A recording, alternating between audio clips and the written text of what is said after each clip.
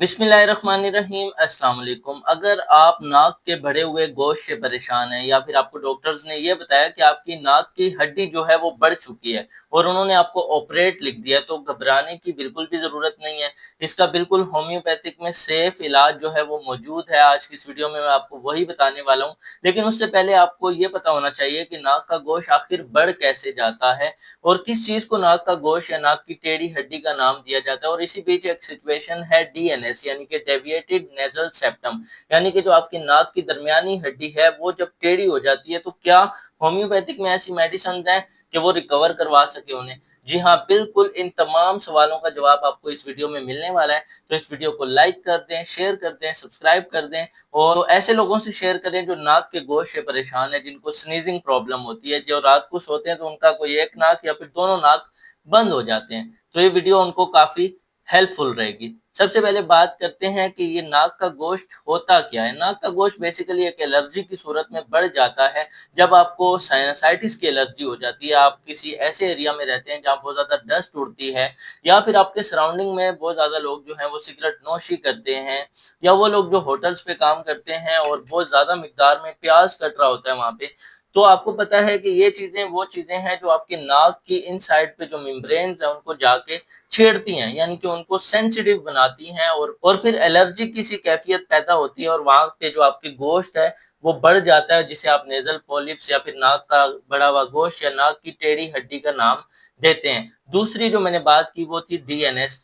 DNS जो है वो अगर काफ़ी ज़्यादा क्रोनिक आपको नाक का गोश्त बढ़ा हुआ है तो भी सप्रेशन की वजह से आपको डीएनएस हो सकता है, या फिर जो उसकी सबसे बड़ी वजह है वो है एक्सीडेंट, यानी कि एक्सीडेंटल कॉज आपकी नेजल एरिया पे कोई भी एक्सीडेंट के बाद आपको चोट लग गई है तो भी आपको डीएनएस हो सकता है। और या फिर तीसरी जो बहुत ही रेयर कंडीशन है वो ये है कि अगर कोई ऑस्टियो अर्थराइटिस का पेशेंट है, यानी कि उसकी हड्डियों के अंदर भुरभुरापन आना शुरू हो गया है, तो भी एक कंडीशन निकल कर आती है, उसकी पूरी बॉडी की हड्डियां खराब होती हैं और इसी के साथ साथ उसकी नाक की हड्डी भी टेढ़ी हो जाती है। तो आज मैं तमाम चीज़ों के ऊपर डिस्कस करने वाला हूँ। अगर किसी का नाक का गोश्त बढ़ गया है और उसे ऑपरेशन लिखा जा चुका है तो उसे ऑपरेशन करवाने से पहले होम्योपैथिक सिंगल रेमेडी प्रैक्टिशनर, याद रहिए यहाँ पे मैं सिंगल रेमेडी प्रैक्टिशनर की बात कर रहा हूँ, मैं उन डॉक्टर्स की बात बिल्कुल भी नहीं कर रहा जो कंपनी के बने बनाए फार्मूले आपको प्रिस्क्राइब कर देते हैं। उन फार्मूलाज का कोई भी लॉन्ग टर्म आपको फायदा नहीं होने वाला है, वो सिर्फ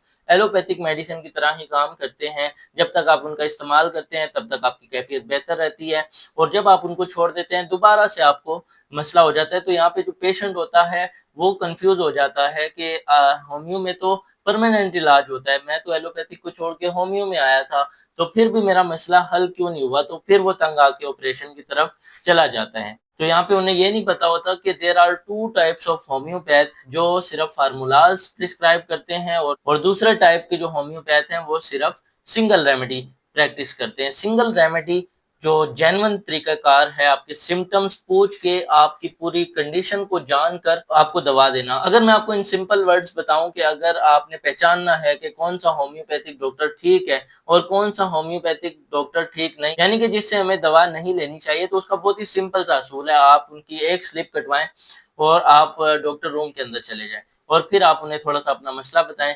आप देखें कि अगर वो डॉक्टर साहब आपसे अच्छे से आपका केस पूछते हैं, आपके केस को बार बार पूछते हैं और उसके तमाम मुमकिन सवालात आपसे करते हैं और फिर आपको बजरिया चेकअप अच्छे से चेक करते हैं और टाइम देते हैं, तो फिर आप उनसे सिंगल रेमेडी की दवाएं लिखवा सकते हैं। लेकिन अगर वो भी फार्मूला लिखें तो आप भी एतराज कर सकते हैं कि ये तो वक्ती आराम के लिए, तो फिर वो इंशाल्लाह डॉक्टर साहब ठीक होंगे। और अगर आप गए हैं डॉक्टर साहब के पास और जस्ट लाइक एलोपैथिक उन्होंने बस 2-3 सवाल के बाद ही आपको प्रिस्क्रिप्शन दे दी है, तो बराए मेहरबानी अपना वक्त ज़ाया ना करें।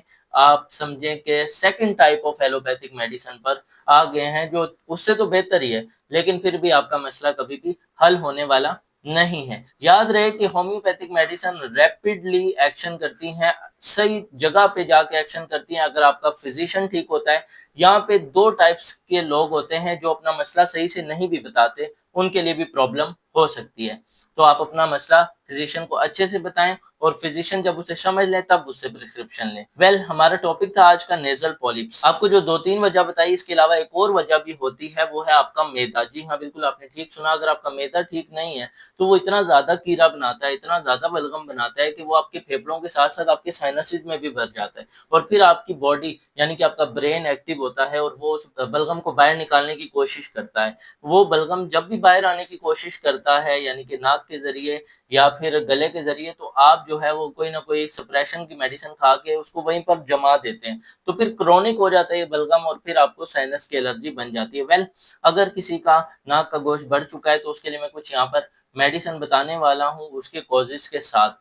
अगर आपके सीधी साइड वाला नाक जो है वो बंद होता है तो सेंगोनेरिया 30 में इस्तेमाल करें, यानी के साथ बाकी सिम्टम भी आते हों और इसी के साथ साथ आपकी सीधी तरफ वाला नाक जो है वो ज्यादा बंद होता हो तो फिर सेंगोनेरिया 30 का इस्तेमाल आप कर सकते हैं। अगर आप एलर्जी को जड़ से खत्म करना चाहते हैं, यानी कि अगर आपकी एलर्जी ठीक नहीं हो रही है, बार बार हो जाती है, तो फिर एक बहुत ही इफेक्टिव मेडिसिन है जो स्पेसिफिकली जाके आपकी एलर्जी को टारगेट करती है, वो है हिस्टामाइन 200। इसके 10-10 कतरे आप सुबह दोपहर शाम एक बूंद पानी में मिलाकर पिएं। ये आपकी एलर्जी को जड़ से खत्म कर देगी, जिससे आइंदा आने वाले वक्तों में आपको दोबारा से नेजल पॉलिप्स नहीं होंगे। तीसरा जो सिम्टम है वो है आपके साइनस और फेफड़ों का बलगम से भरा होना, यानी कि कीड़ा गिरता है लोगों के गले के अंदर और लोग काफी परेशान होते हैं, जिसकी वजह से उनकी एलर्जी बार बार आ रही होती है और बहुत तकलीफ दे होता है उनके लिए ये। तो ऐसी कंडीशन के अंदर आप सिलिशिया 200 का इस्तेमाल कर सकते हैं with the prescription of homeopathic single remedy practitioner. इसके अलावा और भी कंडीशन निकल के आती है, मैं कुछ कॉमन और मेडिसिन आपको बता सकता हूँ जो काफी अच्छा रिजल्ट्स रखती हैं आपके नेजल पॉलिप्स को बिल्कुल अपनी जगह पर ले जाने के, जैसे आपको नेजल पॉलिप्स थे ही नहीं। उनमें से एक मेडिसिन है काली बाइक्रोम 30, एक मेडिसिन है लेमना माइनोरा 30 और एक मेडिसिन है मेरम वर्क 30। ये तमाम मेडिसिन, इनको मैं सिम्टम्स वाइज देखते हुए अगर आप मुझसे कंसल्ट करना चाहते हैं तो मैं आपसे आपके सिम्टम लेके आपको प्रिस्क्राइब कर सकता हूँ। कंसल्टेशन के लिए दिए गए नंबर पे आप कंसल्टेशन बुक कर सकते हैं और उसके बाद आपको एक टाइम दे दिया जाता है और उसके बाद आपकी मुझसे बात होती है और उसके बाद आपको प्रिस्क्रिप्शन या फिर मेडिसिन डिलीवर कर दी जाती है। अगर आपको ये वीडियो पसंद आई है तो आप सदका जारिया के तौर पे शेयर करें, क्योंकि होम्योपैथिक की नॉलेज बहुत ही कम लोगों के पास है और लोग ज्यादातर ऑपरेशन की तरफ चले जाते हैं, जबकि उनका मसला ऑपरेशन के बगैर भी हल हो सकता है। मैं मिलूंगा आपसे एक नई वीडियो में, जब तक के लिए अपना ख्याल रखें। मजीद वीडियोस देखने के लिए आपको डिस्क्रिप्शन में लिंक्स मिल जाएंगे होम्योपैथिक इंफॉर्मेटिव वीडियोस के। मुझे दीजिए इजाजत, जब तक के लिए अपना ख्याल रखें। अल्लाह हाफिज।